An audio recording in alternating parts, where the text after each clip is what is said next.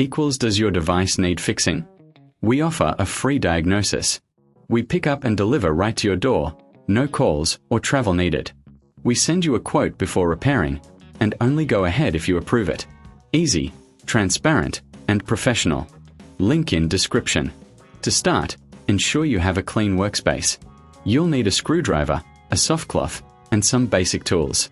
First, unplug your Dyson V10. Remove the dustbin and set it aside. Next, locate the screws on the body. Carefully unscrew them and keep them in a safe place. Once the screws are out, gently pull apart the body. Now, let's focus on the motor. Inspect it for any signs of wear or damage. A visual check is crucial here. If you notice any issues, it's best to consult a professional. Remember, we offer a professional diagnosis without obligation. After checking the motor, clean any dust or debris inside the vacuum. This will help maintain its performance. Once everything is clean, replace the motor and reassemble the body. Make sure all screws are tightened properly.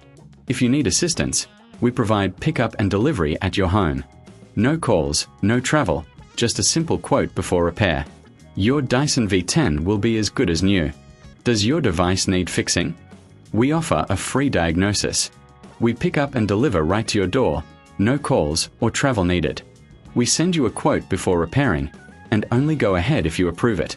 Easy, transparent, and professional. Link in description.